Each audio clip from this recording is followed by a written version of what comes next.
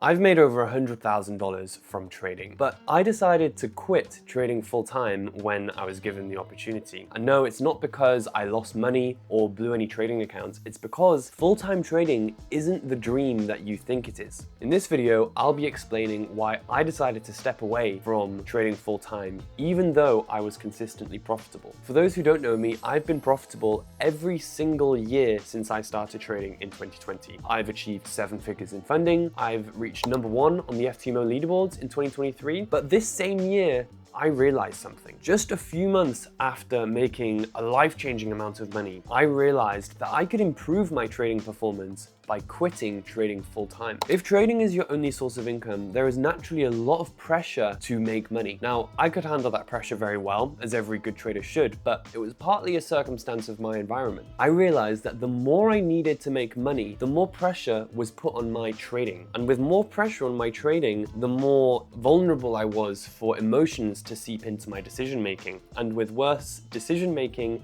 that means worse trading decisions, which means more need for money, repeating this cycle. I'd set up my life in a way that allowed me to maximize my trading performance. For example, I was living with my parents when I made their yearly salary in one trade. I had very few living expenses and financial pressure on me at that time. But with all this success, I decided that I wanted to improve my quality of life. I wanted to buy a house. By the way, if you're enjoying this video, make sure to leave a like and subscribe. The issue with buying a house and getting a mortgage is that it requires monthly payments. And that's not something I could comfortably do with 2 to 3 huge prop firm payouts each year. I knew that by taking out a mortgage, I'd be putting a massive financial pressure on me and my trading. Now, my strategy, it doesn't really give many trades. Maybe I get 1 to 2 solid setups each month. And with 7 figures in funding, if I miss a trade, I'm potentially missing out on a $10,000, $20,000, $30,000 payout. Now, if you introduce a big financial monthly expense like a mortgage, you're creating a recipe for disaster. You're going to be chasing setups, you're going to be forcing trades, and if you lose, it's going to hit 10 times harder. And this is the paradox of full-time trading. The more you depend on it, the worse you'll perform. Let me explain why full-time trading isn't for everyone. Most people dream of full-time trading because they want freedom. You know, no boss, no schedule, but unfortunately, the reality for most people is quite different.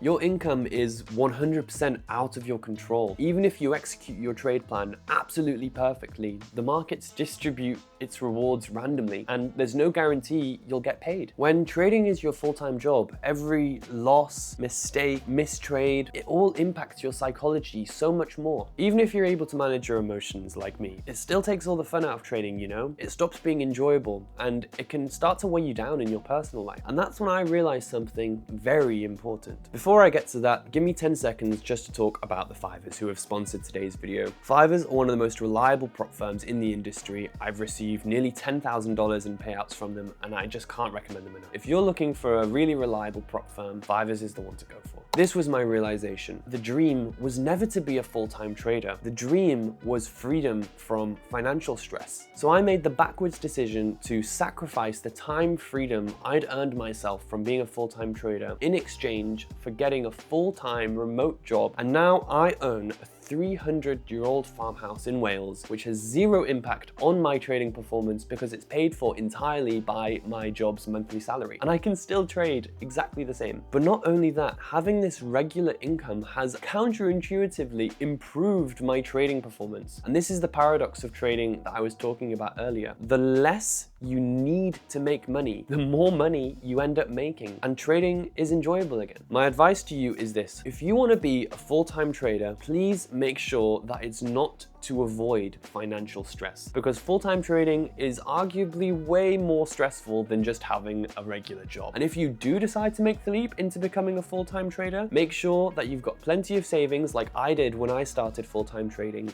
or that you've got some kind of side income. Thank you so much for watching to the end of this video. Make sure to leave a subscribe if you're new and leave a like too.